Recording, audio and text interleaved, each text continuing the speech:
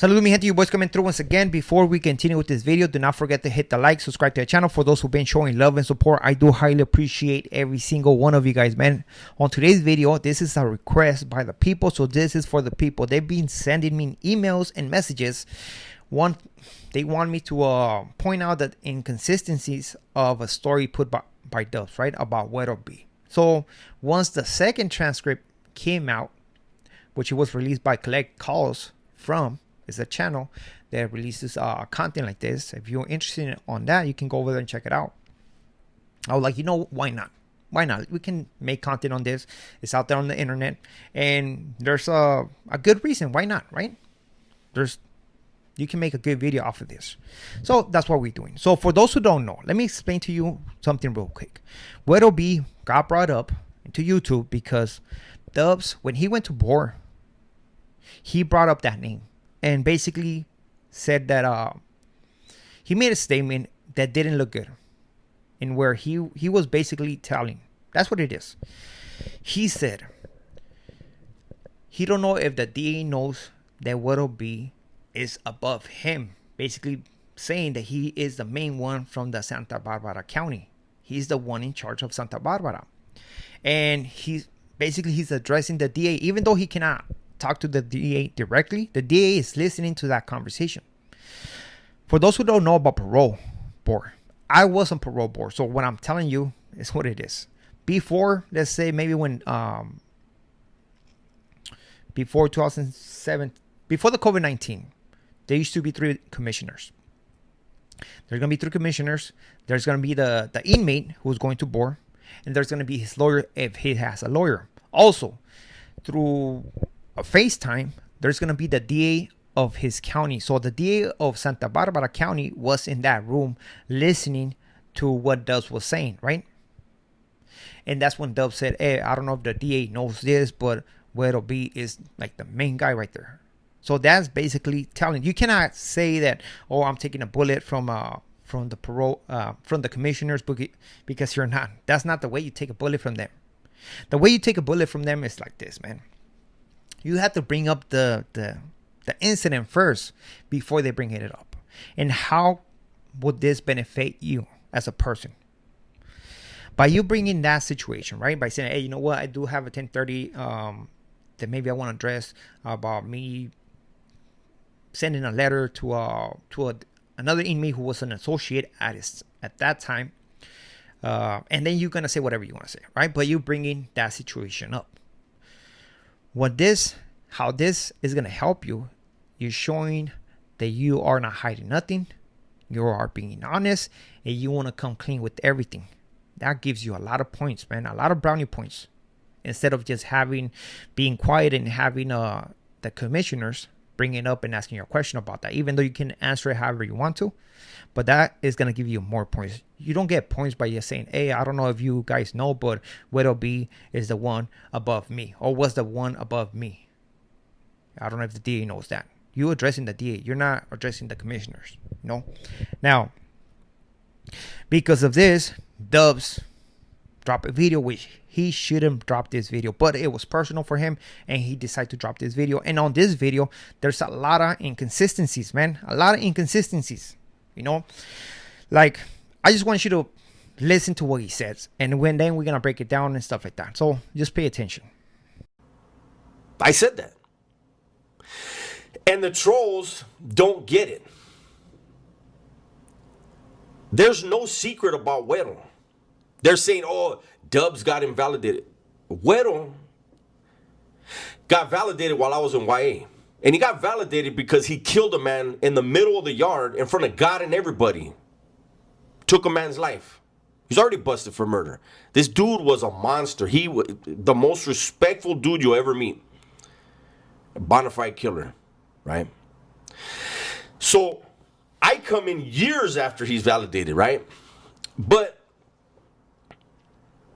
that 1030 form, and you guys can go and run the chill and ask him, and he'll if he's honest about it, he'll tell you, when you're a lifer, you know every bullet that they got in their gun that they're going to try to use against you.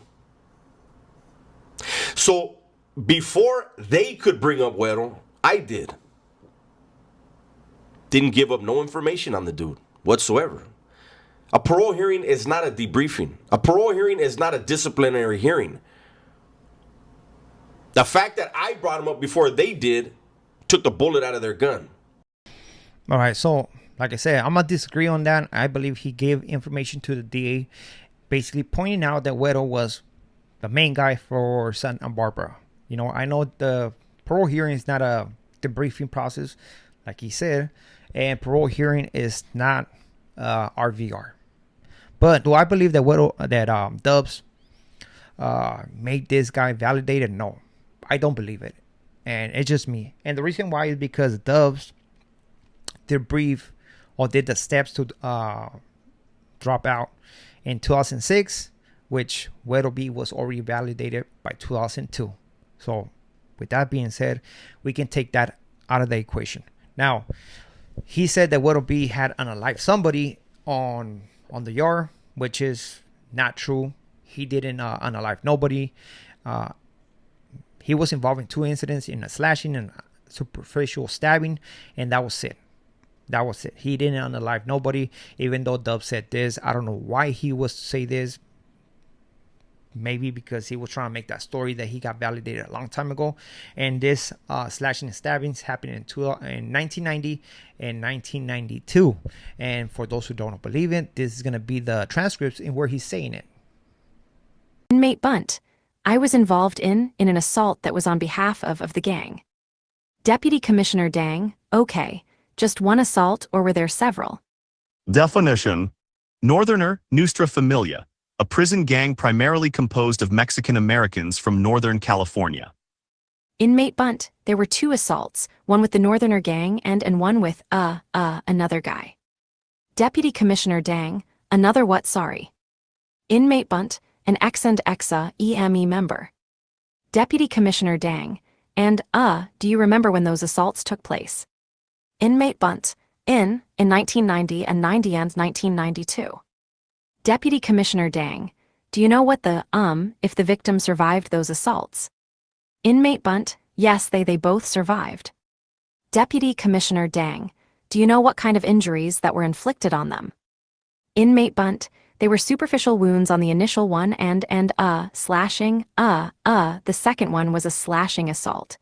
Deputy Commissioner Dang, Yeah, when Dubs told that story about what's it called, about Huero B unaliving somebody and then going to parole and being granted, it didn't make sense to me, man. Because for those who've been to parole, we understand what things do disqualify you for earning your freedom. And unaliving somebody in prison is one of those things, especially for those who benefited from the new laws for the elderly law and the youth offender, and where lifers, they had like a more of a chance of going home because of the, if you committed your crime when you're 25 and under, you had more chances, right?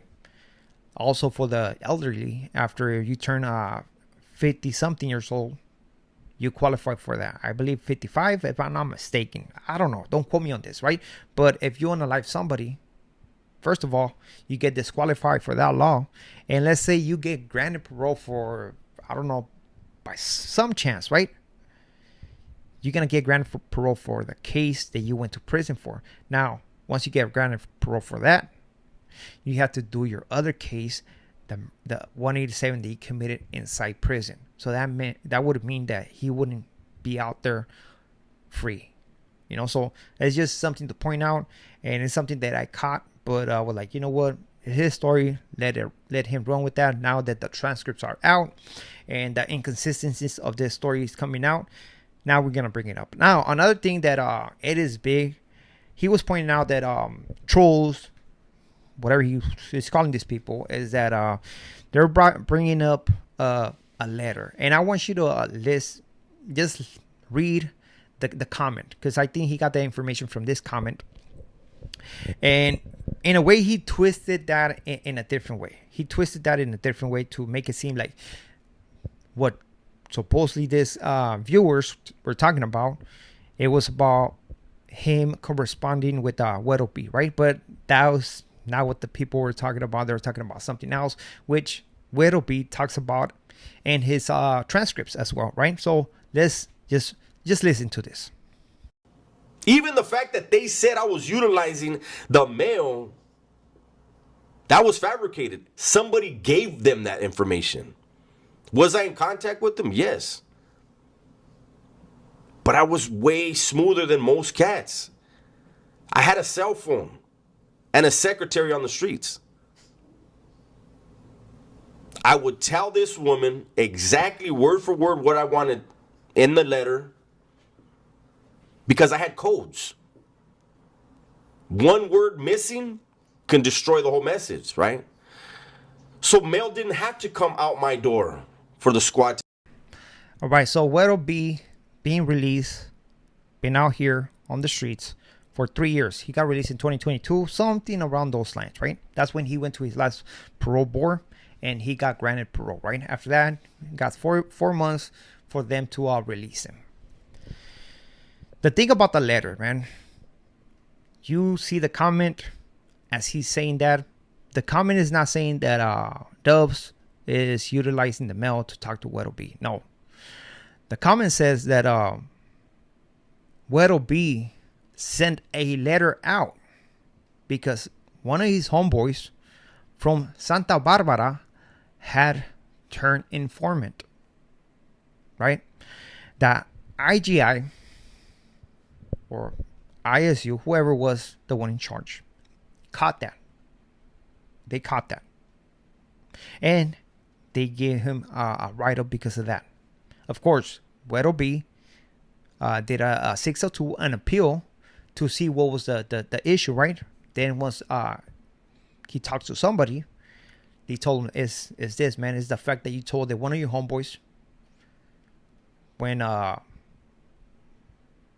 informant on you guys. And what the people, the viewers saying is that Huero B was actually talking about Dubs. Going to the other side, they're briefing. And when Huero B was sending this information to the streets, IGI caught that. And for those who don't believe this is actually on the transcripts. And we're going to play it right now. Someone who provides information to authorities about criminal activity. Inmate Bunt, yes, I got the appeal. I followed. Which date was that one?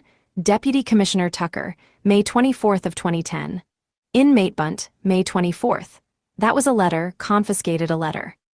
That was a letter that I had written to a friend who I had recently got in contact with. And I had mentioned another old friend of ours who had turned informant. And I guess the IGI felt that I was notifying somebody of being a snitch and didn't want that going out. So that was the reason for that.